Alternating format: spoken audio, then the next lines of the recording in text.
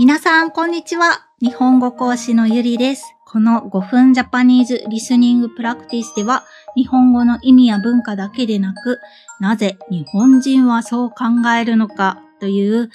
背景にある考え方まで一緒にお話をしていく、そんなポッドキャストのコーナーでございます。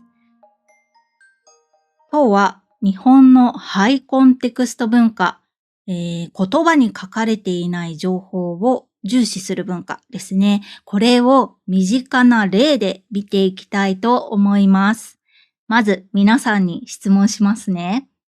皆さんの国では言葉通りに受け取ると誤解するようなフレーズってありますか？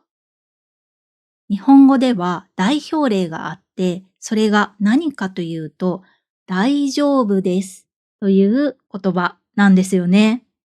大丈夫ですは文法的には問題ないという意味ですが、会話では文脈によって全く違う意味になります。例えば、スーパーで店員さんに袋はいりますかと聞かれたときに、大丈夫ですって言うと、いりませんという言葉になります。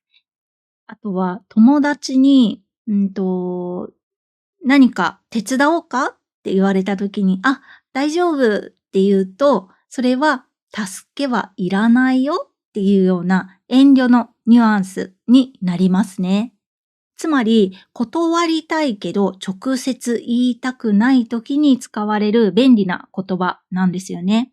日本人と話していて言われたことがある人いますか？私は結構いるんじゃないかなと思ってるんですが、日本語の大丈夫ですは、まさに言っていないことを読み取って初めて意味が完成する、そんな言葉なんですよね。なぜこんな言い方が発達したのかなというところを考えたとき、これは日本語がもともとハイコンテクスト文化と呼ばれる文化の中で育ってきたからかなと思います。つまり言葉に書かれていない情報を大切にする文化ですね。この中で育ってきたからということですね。日本では直接言うと角が立つとか、相手の気持ちを傷つけたくないっていうような前提があって、柔らかい断り方とか、空気で察するっていうコミュニケーションが発達してきていますよね。大丈夫ですは、その現代版で、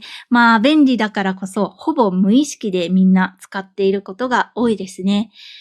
ローコンテクスト文化の方たち、つまり言葉を大切にする文化の人たちほど、日本人っていうのは本音を言わないよねっていうふうに感じると思います。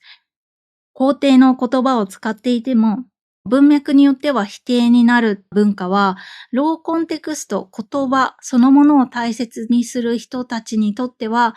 場合によってはちょっと気持ち悪いっていうふうに感じるのも、私は理解できますね。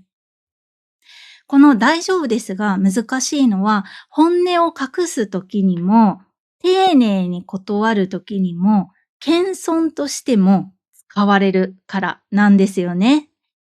なので、皆さんはこう考えると少し楽になるかなと思うんですが、まずは日本人の大丈夫はイエスともノーとも限らないということ。あと、表情や声のトーンとか状況に合わせて理解するっていうことと、もしどうしてもわからなければ、どういう意味の大丈夫ですかっていうふうに聞いても全然 OK です。特にビジネスの場面、仕事の場面では確認することの方が大事ですよね。ということで、今日は日本語の大丈夫ですが、かなりハイコンテクストな言葉という話をさせていただきました。